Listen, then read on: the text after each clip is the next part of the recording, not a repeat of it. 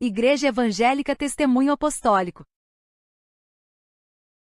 A palavra de hoje será ministrada pelo pastor Flávio Leonel. Desejamos um bom culto e que Deus seja louvado.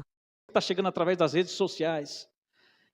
Eu quero te convidar também a abrir a Bíblia em Mateus capítulo 5, e eu quero ler apenas o versículo 6. Tema da mensagem: você tem sede de quê? Olha o que diz: bem-aventurados os que têm fome e sede de justiça, porque eles serão fartos. Jesus, eu quero te agradecer por tão rica oportunidade que o Senhor nos dá hoje. Na verdade, nós podemos cultuar nesta manhã e através dos louvores ser ministrados por Ti. Tantas palavras nós só podemos ouvir da Tua parte nesta manhã. E nós queremos clamar neste momento para que essa presença continue conosco. Meu Pai, damos liberdade ao Teu Espírito Santo neste momento para que Ele continue falando conosco. Que o Senhor possa usar desta oportunidade, meu Deus eterno, para nos alcançar. Porque na verdade estamos aqui, meu Deus eterno, porque estamos sedentos por ouvir a Tua voz. Então, meu Pai, que nada venha impedir este momento. Que toda oposição maligna caia por terra agora. Que toda distração caia por terra agora, que haja liberdade somente ao Teu Santo Espírito. Tenha liberdade desde já sobre o pregador, sobre a Tua igreja que estará ouvindo esta palavra, e que nós possamos sair daqui saciando a nossa sede. É tudo que nós pedimos, desde já te agradecemos. Você vai se assentar aplaudindo e glorificando o nome do Senhor Jesus. Aleluia, aleluia, aleluia, aleluias. Glória a Deus. Como eu disse, as pessoas têm andado sedentas. Eu fico pensando nas clínicas de psicologia, de psiquiatria, o quanto elas têm que lidar com esse tento das pessoas andarem sedentas por algo. E Jesus, nessa oportunidade, Ele está em Jerusalém, ou próximo de Jerusalém, não está Ele na cidade, estava Ele no monte. Esse é o chamado Sermão da Montanha. E quem estava nesta oportunidade junto aos pés da montanha, grande multidão se ajunta para ouvir. Porque Jesus, diferente dos fariseus e dos escribas que estavam dentro dos templos, se achando detentores da justiça, e muitas vezes suprimindo pessoas, desfazendo de pessoas e tornando ela mais sedenta ainda. Jesus, ele está no monte cercado por pessoas que estavam reclusas muitas vezes da sociedade.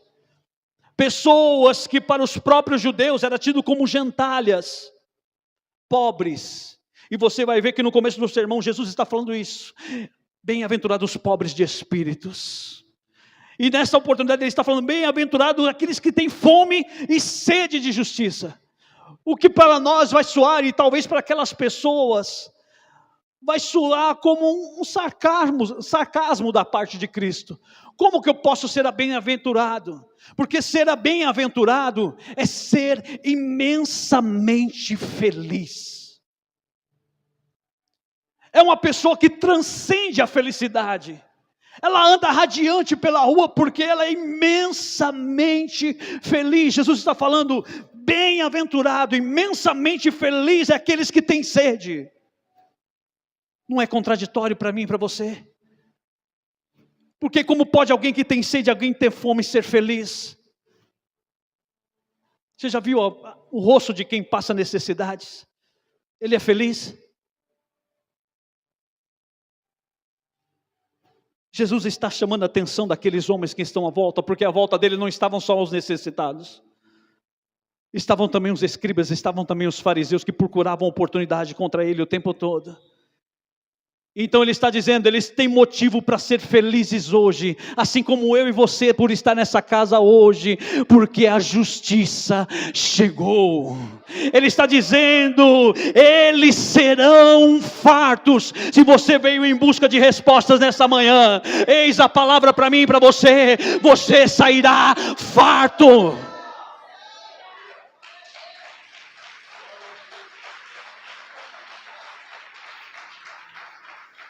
Eu não sei qual que é a sua debilidade. Eu não sei qual é a sua sede. Eu não sei qual tem sido a tua oração, a tua busca nesses dias. Eu tenho tido alguns embates. Eu tenho tido algumas buscas que eu falo, Senhor. E eu chego a ser até repetitivo diante de Deus. Eu falei, Senhor, olha, não se irrite comigo. É porque eu estou precisando. E toda oração feita, Ele responde. A irmã Tatiana deu testemunho aqui. Nossa irmã Estela deu testemunho aqui. Nosso irmão Robson. E você pode ver que Ele responde. Não tem oração absurda diante de Deus. Ele vai ouvir. E nesta manhã Ele traz resposta para mim e para você. Você vai ser farto. Pastor, isso é real na minha vida? Será que dentro dessa debilidade, dentro dessa sede que eu tenho, eu vou ser suprido? Eu quero que você seja conduzido pelo Espírito Santo e pela direção que Ele me deu na palavra em João capítulo 4. Uma palavra bem conhecida, mas que nós vamos extrair daqui algumas verdades práticas para nós vivermos essa fartura diante de Deus. Jesus, Ele tinha ido, ou melhor, Ele foi até Jerusalém, porque em Caná da Galileia, que era o lugar onde Ele cresceu, onde Ele passou parte da sua infância, Ele não pôde operar muitos milagres. Apenas 2 milagres Ele opera em meio ao seu povo, porque o povo não cria, os próprios da casa, e Ele vai chegar a dizer que o profeta não tem honra na sua própria casa. O primeiro milagre que Ele opera em Caná da Galileia é a água transformada em vinho. Dali por diante, Ele não opera mais nenhum milagre. Ele então se retira, vai até Jerusalém, ou a Judéia, e Ele vai voltando pelo caminho, passa pela Galileia, passa por Cafarnaum, passa por Cesareia, e Ele vai indo.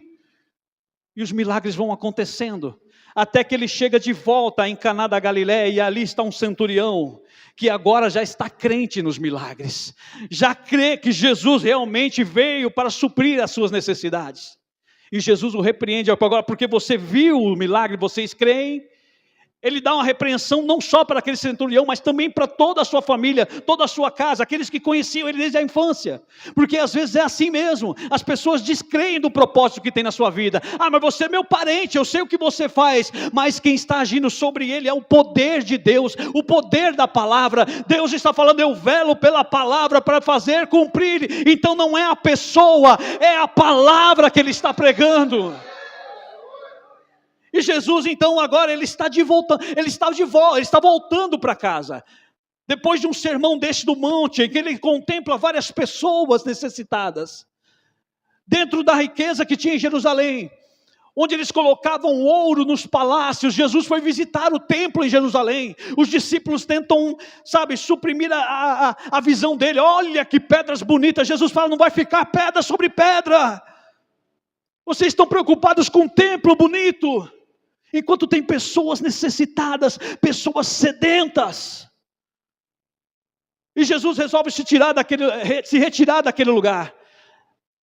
A última mensagem para este povo é o sermão da montanha. Ele está voltando agora. E para voltar a Caná da Galileia, o caminho ele tinha que passar por Samaria. Um caminho evitado por muitos judeus. Criaram até atalhos. Nós não vamos passar por meio dessa gente, nós não nos misturamos. Essas pessoas não são dignas nem do nosso caminhar entre elas. Os judeus, eles criaram atalhos por não passar por Samaria. Só que Jesus tem uma novidade para mim e para você. Ele vai passar na minha e na sua casa hoje. Ele tem propósito, Ele quer saciar a sua sede hoje. Ele disse lá em Mateus, eles serão fartos. Quem? Quem tem sede. Eu não sei com que intuito você tem buscado, mas eu sei que a sua sede será farta. Olha só, capítulo 4, versículo 1. E quando o Senhor veio a saber que os fariseus tinham ouvido que Jesus fazia e batizava mais discípulos do que João, ainda que Jesus mesmo não batizava, mas os seus discípulos. Deixou a Judéia e foi outra vez para a Galileia. Os judeus eram aqueles que detinham, ou melhor, que tinham propriedade, ou que tinham todo o aparato para receber Jesus bem. Porque diferente dos samaritanos, o que separava os samaritanos dos judeus? Quando houve a divisão, o reino do norte e o reino do sul, os que ficaram no reino do norte, ou seja, aqueles que estavam habitando em Samaria, ou os israelitas, eles resolveram se apegar ao ensinamento dos patriarcas. Tudo que eles viviam, tudo que eles tinham de serviência a Deus, era o que os patriarcas tinham ensinado. Eles criam apenas nos Pentateucos, ou 5 primeiros livros da Bíblia. Ou seja, para eles o que era válido era a lei. E eles viviam por aquilo, e por vezes pecavam. É tanto que a adoração para eles, exemplo de adoração para eles, era no Monte Gerizim, onde Deus teria usado aquele monte para falar aos patriarcas. Vários deles passaram por lá, e Deus operou vários milagres, e falou cara a cara com cada um deles. Então para eles, a casa de Deus, ou o lugar onde Deus habitava, era o Monte Gerizim. Assim eles criam. Os judeus não. Os judeus, eles já criam nas profecias. Eles tinham as profecias nas mãos. Eles tinham colocado um templo em Jerusalém, em que o próprio Deus dissera: eu vou habitar no meio de vocês. Onde? Na arca do concerto. Então o que separava os judeus e samaritanos era isso, porque um dizia que o lugar de adoração era em Jerusalém, outro dizia não, é no Monte Gerizim, e cada um resolveu se separar. E Jesus está passando nesse meio.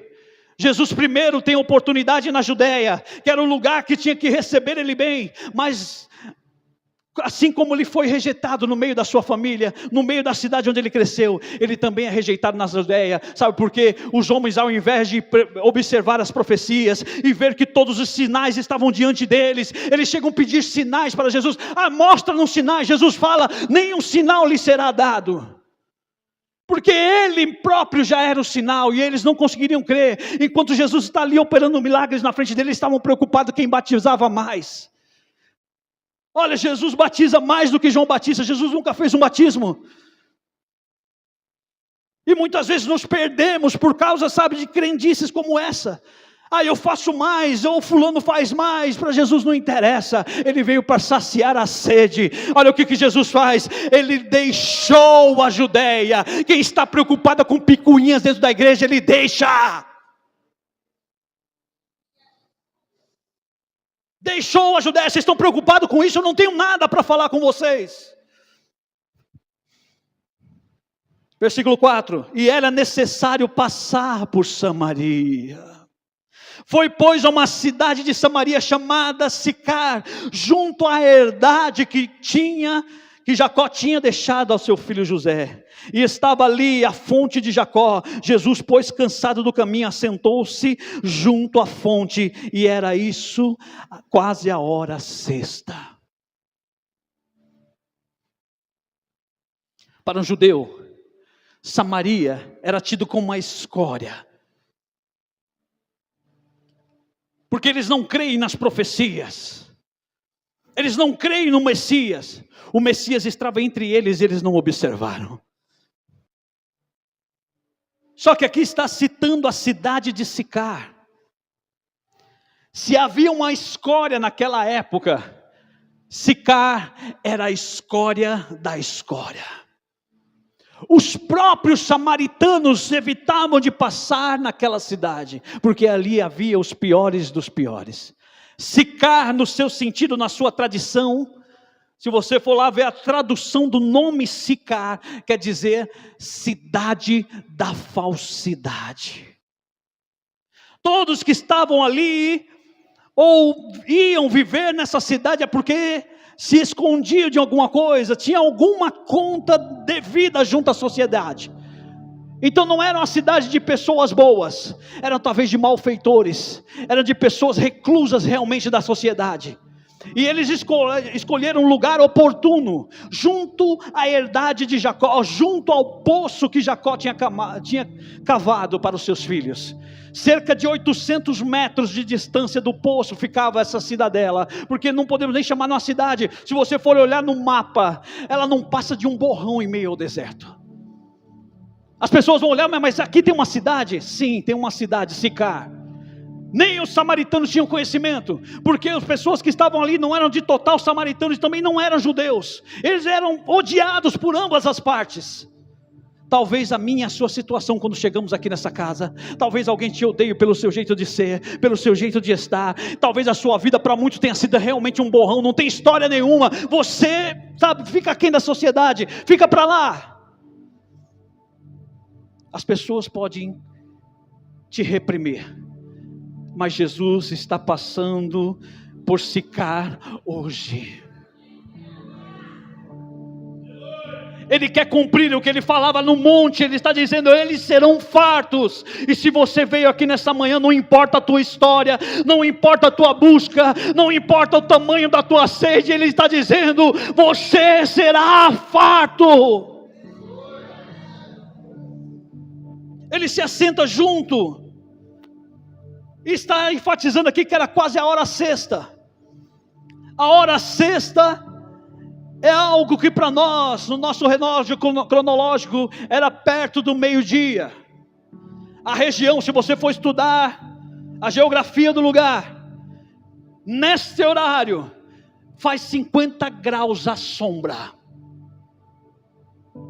Mas por que alguém deixaria justamente essa hora para ir ao poço tirar água? Como eu disse, é uma sociedade reclusa. O povo de Sicar, eles estão pouco, por ser em menor número do que aqueles que estavam à sua volta, eles tinham que se resguardar muitas vezes. Eles tinham que viver escondido, por isso que era chamada cidade da falsidade. Eu não sei o que você tem escondido, talvez você tenha escondido as suas dores, os seus sofrimentos, a sua sede, porque alguém vai olhar para você e falar, você é bom, você está sofrendo por isso. É a sua sede, é a sua necessidade, é a sua fome de justiça. Talvez o lugar em que você chegou foi realmente por uma injustiça, e justiça só tem em Jesus. Ele vai dizer que a nossa justiça é como trapo de imundícia, para nada serve, porque o que é justo para mim talvez não seja para você, o que é justo para você também não é para mim. A única justiça está nele. Ele está dizendo, eu estou chegando aqui hoje nesta casa para fazer justiça, a sua sede será saciada.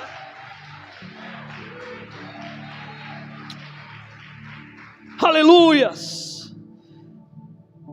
Ele está ali na fonte, talvez esperando, como ele está esperando agora, o primeiro sedento, aquele primeiro que vai chegar ali com sede, sabe, querendo esconder as vergonhas, porque para nós é vergonhoso admitir uma fraqueza, é difícil admitir frente à sociedade, frente aos amigos, frente aos parentes, uma debilidade. Eu não consegui lidar com determinada causa.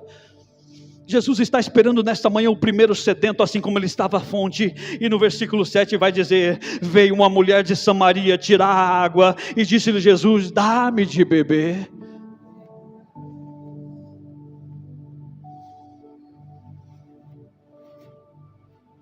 Quem está sedento, ou quem está vivendo uma vida reclusa, quem está vivendo uma vida de debilidade, ela não tem nada para dar a ninguém.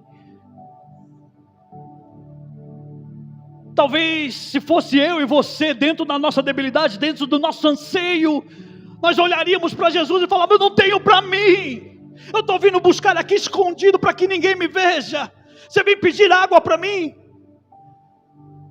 Talvez quando os nossos levitas, ou quando os nossos pastores se levantam aqui dizendo, vamos louvar a igreja, você olha, mas como vou louvar nessa situação?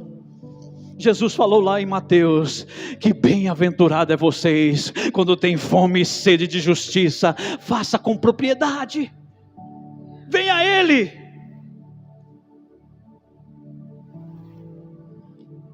No versículo 9, disse-lhe pois a mulher samaritana, como sendo tu judeus, me pede a beber a mim, que sou samaritana, porque os judeus não se comunicavam com os samaritanos. Jesus respondeu, disse-lhe, se tu conheceras o dom de Deus, e quem é que te diz, dá-me de beber, tu lhe pedirias, e ele te daria água viva. A primeira sedenta chega à fonte, e como ela deveria, ou como ela tinha passado aqueles últimos anos da vida dela, sendo apontada por alguns, porque vocês bem vão conhecer a história dela, a busca dela, a sede dela, era ser feliz no amor, era ter uma vida de mulher casada, só que ela tomou alguns caminhos reclusos, e talvez os apontamentos começaram. Jesus em diálogo com ela vai perguntar, traz lá o teu marido, ela está dizendo, não tenho marido, nós vamos observar. Jesus vai dizer, disseste bem, porque já tivesse 5, e o que você está agora também não é seu. Ou seja, ela buscava felicidade no amor. Eu não sei qual é a sua debilidade, eu não sei qual é a tua busca, o que eu sei é que Jesus veio aqui para saciar a minha e a tua sede. Ele disse para aquela mulher, olha, se você conhecesse o dom de Deus, se você reconhecesse quem está aqui na tua frente agora, você lhe pediria água. Porque por vezes nós viemos nessa casa, nós ouvimos palavras, nós somos contemplados por imposição de mãos, por orações, e a gente não reconhece quem está à nossa frente. Você consegue reconhecer que Jesus está aqui neste lugar, e Ele está dizendo, ei, bem-aventurado é você, porque agora você está no lugar certo, você tem fome e sede de justiça, eu te conheço e você será farto.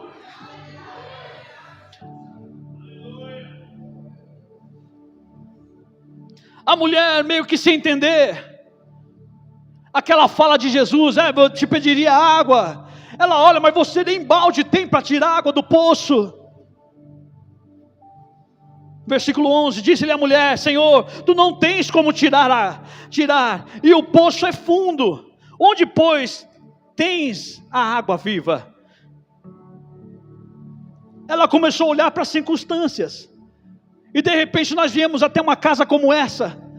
De repente a gente recebe uma palavra como essa de que Jesus está dando aqui, olha, se você reconhecesse que a fonte da água da vida está diante de você, você lhe pediria. E às vezes a gente começa a olhar à volta, Senhor, eu sei, eu poderia pedir agora, mas e se?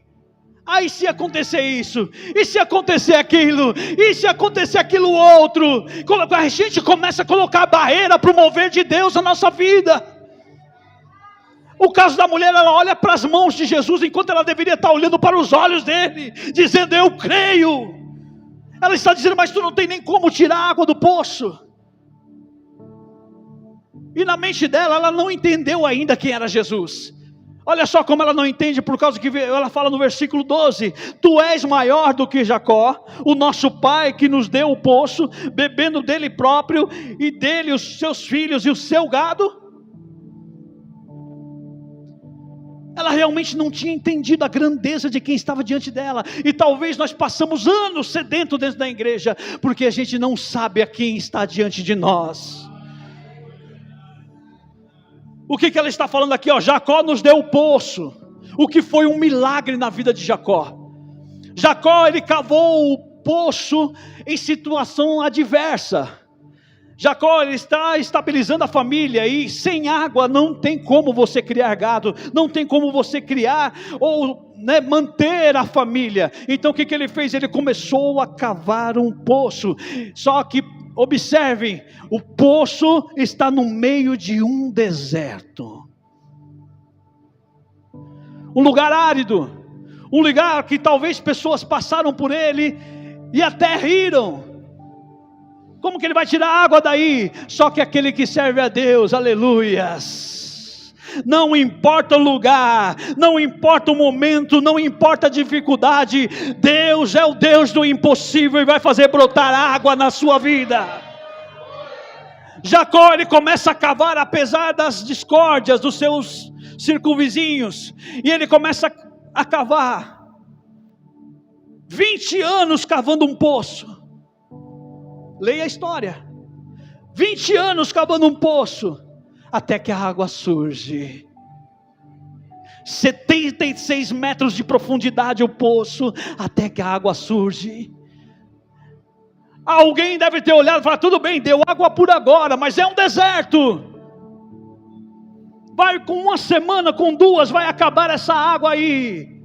Diz que Jacó tomou deles, os filhos deles e as descendências deles, e agora essa mulher ainda continua tomando da água, porque o que Deus faz na minha e na tua vida permanece para sempre.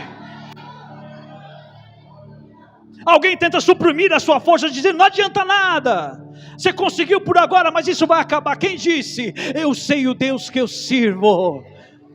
Jacó creu, e ele pode também até neste momento estar sendo testemunho diante de Jesus. Você é maior que o nosso pai Jacó. Aqui ela comete um erro que talvez eu e você temos cometido todos os dias, e é por isso que nós continuamos andando sedentos. A gente tem vindo a casas como essa e temos dado nosso louvor a homens. Nós temos vindo aqui, cantado e ouvido palavra e dado glória a Deus a homens. Você é maior que o nosso pai Jacó.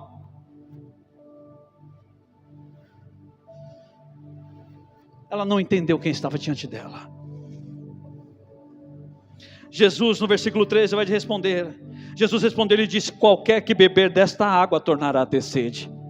É por isso que eu e você não devemos vir aqui por causa de homens. Eu vou lá porque fulano tem uma palavra. Eu vou lá porque fulano vai cantar e vai ministrar na minha vida. Eu vou lá porque fulano vai impor as mãos. Não, você vai beber dessa água e vai voltar a ter sede. Era o poço de Jacó, foi milagre na vida de Jacó, mas para você já está ultrapassado. A fonte está se apresentando para você nesta manhã. Não é o pastor Flávio, não é o pastor Pereira. Se você tomar da água que eu te der, pastor Flávio ou pastor Pereira, você vai voltar a ter sede. Toda semana você vai estar aqui, é o mesmo problema, meu irmão, mas esse problema de novo, eu ainda estou com sede. Jesus está falando: se você continuar tomando dessa água, você vai voltar a ter sede. Versículo 14: mas aquele que beber da água que eu lhe der, nunca mais terá sede, porque a água que eu lhe der, fará nele fonte de água jorrar para a vida eterna. Aleluias! Não venha a esta casa servir a homens. Eu passo anos dentro de uma igreja tendo sede, como pode?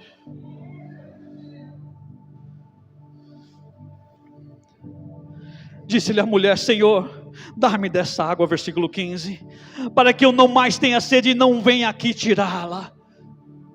Porque para nós ter sede a todo momento, toda hora, sabe, está voltando. Toda hora está pedindo oração pelo mesmo problema. Pastor, o meu filho. Pastor, a minha filha. Pastor, a minha casa. Eu estou tendo sede todo mês e eu tenho que voltar aqui. Ei, você quer parar de voltar aqui por causa dessa sede? Você pode voltar por causa de outra, por causa dessa não. Aleluia, venha diante da fonte, porque você será farto. Se tomar da água que eu te der, vai nascer um rio dentro de você. Aí você vai voltar lá naquela terra árida que você mora, e os rios vão jorrar lá. A mulher se apressou: me dá logo dessa água. Eu estou cansada de ter sede. Eu estou cansada de ser apontada e ser aquém da sociedade. Aleluias. Jesus disse-lhe no versículo 16: vai, chama o teu marido e vem cá. O que era isso? Jesus querendo envergonhar a mulher? Não, ele já começava agora a dar o primeiro gole de água para ela. Ele começava aqui a ministrar a primeira dose de água nela. Chama o teu marido. Versículo 17, a mulher respondeu, disse: não tenho marido. Disse-lhe Jesus: disseste bem, não tenho marido, porque tivesse 5 maridos, e o que tens agora, isso não é teu, não é teu. Isso disseste com verdade. Primeira coisa, para a gente tomar da fonte da água da vida, a gente tem que ser verdadeiro. A gente tem que parar de transitar lá na cidade da falsidade. Sicar, cidade da falsidade. Foi lá que você se escondeu? Foi lá que você se escondeu da sua família, do seu pastor, dos seus irmãos? Não, pastor, eu não posso admitir a minha fraqueza. Jesus está te convidando a ser verdadeiro a partir de hoje. Saia de Sicar! Para de ser falso! Eu errei, eu perdi, e é isso! E a partir de agora Ele vai começar a dar a primeira dose para você, que vai se tornar um eu.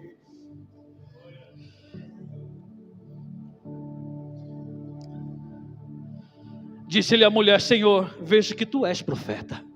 Você consegue enxergar que Ele é profeta na minha e na sua vida? Porque você veio aqui, você não se comunicou comigo, você não contou nada da sua vida para mim, e Ele está falando a sua vida todinha agora. Porque Ele continua sendo profeta na minha e na sua vida.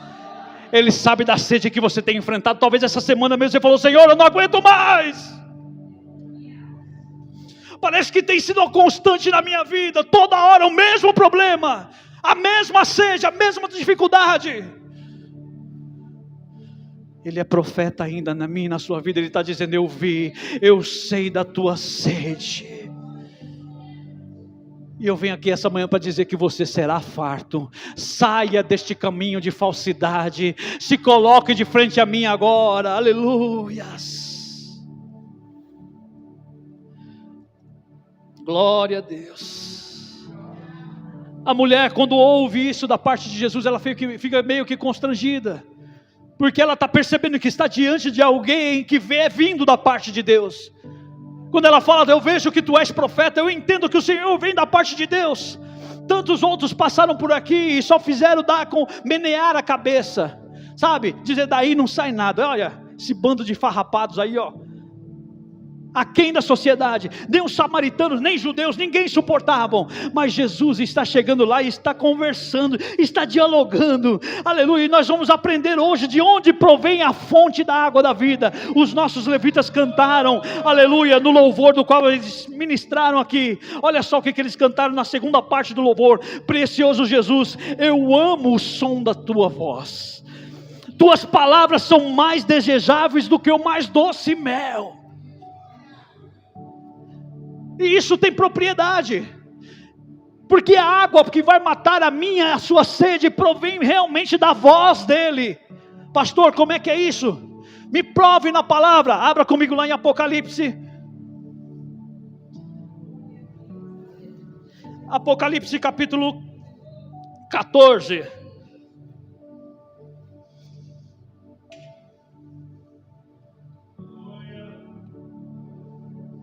Apocalipse capítulo 14, versículo 2.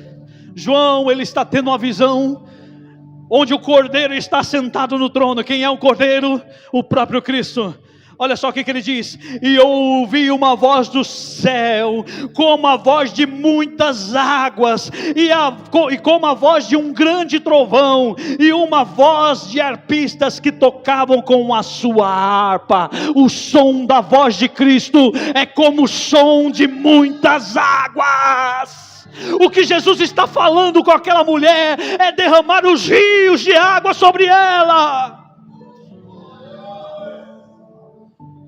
Ele está criando um diálogo com ela para realmente saciar a sede dela. Então o que os nossos levitas cantaram com propriedade é isso mesmo. Nós temos que amar o som da voz dele. O que vai saciar a minha sede, a sua sede, é a voz dele. Onde está manifesta a voz de Cristo? Está sendo ministrado agora neste momento a palavra. A palavra é o som da voz dele. Se nós temos a palavra, ela está sendo pregada. Por que nós ainda andamos sedentos por esta terra? Por que nós ainda temos sede? Talvez porque nós não temos entendido que ele é a fonte. Talvez nós tenhamos firmado a nossa fé em homens, como aquela mulher estava: não, eu estou bebendo do poço. Você é maior do que o nosso pai Jacó. Ou talvez nós queremos abolir a fonte do nosso meio. E eu vou falar para vocês, é um absurdo o que tem sido feito nas igrejas por aí. Você pega os cultos com 1h30 de louvor, de cantarola e disso para cá, 20 minutos de palavra. Se coloca um estudo na igreja, vamos estudar, não, palavra pastor. É demais para nós. Vocês conseguem entender que nós estamos suprimindo a fonte? Porque ele falando é como o som de muitas águas. É como um barulho de trovão, ou seja, não é algo inaudível. Eu consigo ouvir quando ele fala. Enquanto o som da voz dele é um som de muitas águas, para muitos de nós, para muitas igrejas, para muitos ministérios, não tem passado de pingo de torneira. Você já tentou dormir com a torneira pingando o tempo todo? Pique, pique. Jesus está falando, e ao invés da gente entrar debaixo da cachoeira gostosa, que é a voz dele, a gente se incomoda. Para que tanta pregação? Para que tanta falação? Tem que ter mais louvor.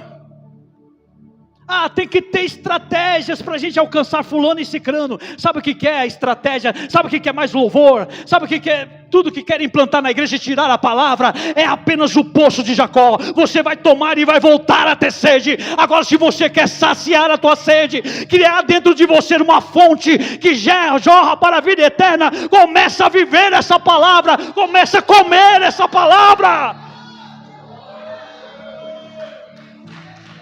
Como eu quero beber da fonte sem pregar a fonte.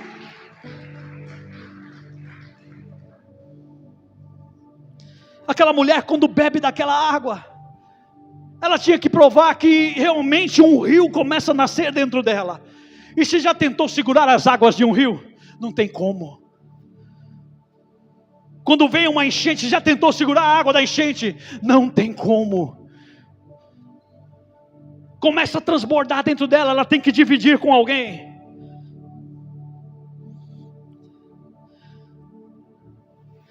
Aleluias.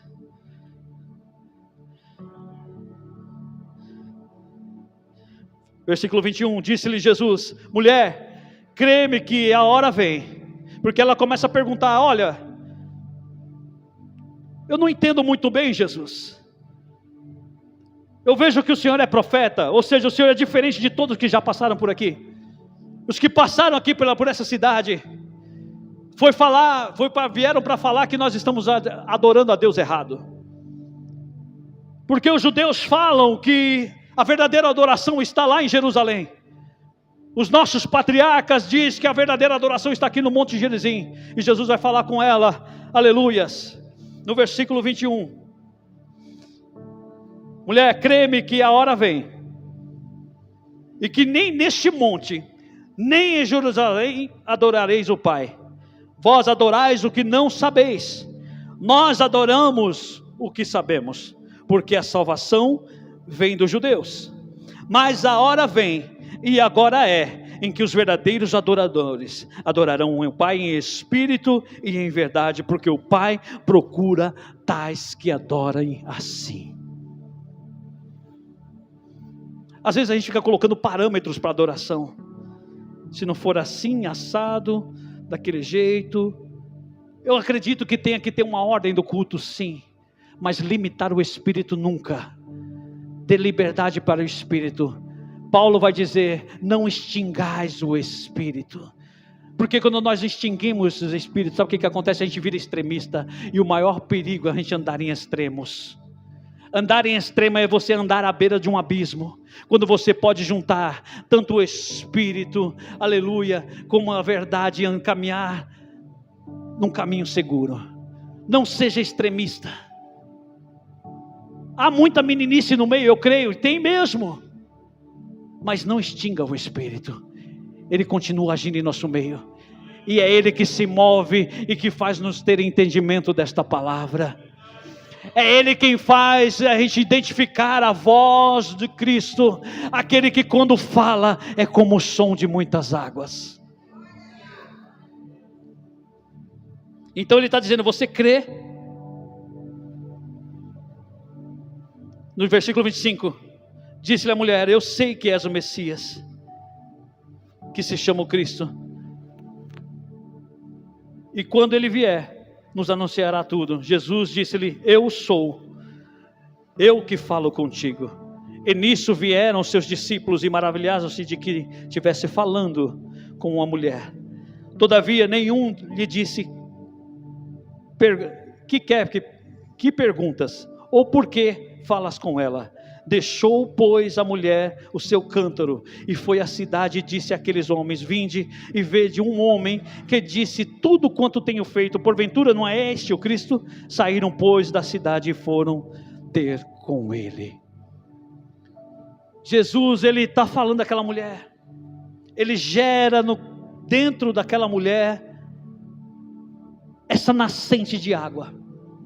E é como eu falei, transborda, não tem como você segurar um rio que transborda. Então ela correu, ela se viu na necessidade de dividir. Ou seja, aquela mulher que andava sedenta, que vivia a buscar água num poço de Jacó. Porque é o poço do nosso pai Jacó. Deus operou um milagre na vida dele e eu vou sobreviver. Ou seja, eu vou viver agora, sabe, das águas que eu tomo desse poço. O milagre, aleluia, foi feito na vida de Jacó, sim. Mas se você continuar tomando dessas águas, diz o Senhor, aleluia, você vai voltar a ter sede. A partir do momento que ela começa a tomar da água de Cristo, ela gera uma fonte e ela tem que dividir com os seus. Ela corre para a cidade, ela começa a falar: olha, teve um homem que saciou a minha sede. Ele disse tudo quanto eu tinha feito. Não seria esse o Cristo?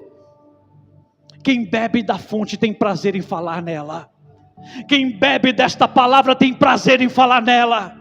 Geralmente quem quer extinguir esta palavra, quem quer tirar ela dos nossos cultos, são pessoas que não bebem dessa fonte. Uma coisa se entende lá fora, que muitos na mídia querem suprimir essa palavra. Um apresentador aí falou que essa escritura é uma palavra arcaica, tem que ser reescrita, porque ela tem discurso de ódio. Não, ela tem discurso de justiça. E Jesus está falando: bem-aventurado aqueles que têm fome e sede de justiça, porque eles serão fartos. Ela sai pregando para a cidade inteira. Eu encontrei um homem que falou a minha vida. E você pensa, você chegar no meio de um monte de sedento, fala: olha, tem alguém que matou, saciou a minha sede. Imagina a cidade inteira correndo até Jesus. Versículo 31, e entretanto, os seus discípulos lhe rogaram, dizendo: Rabi, come. Porque quem não toma dessa água, obrigado meu irmão, está preocupado ainda com o estereótipo, está preocupado ainda com a ordem. Tem que ser feito sim, assado assim. Não, as coisas com o Espírito é da maneira que Ele quer, do jeito que Ele quer. Não deu certo como eu tinha planejado, mas Deus falou, Deus, aleluia, saciou a nossa sede. E os discípulos estão ali preocupados: come Jesus. Olha o versículo 32, porém ele lhes disse: uma comida tenho para comer que vós não conheceis. Então os discípulos diziam uns aos outros: trouxe-lhe alguém porventura comida?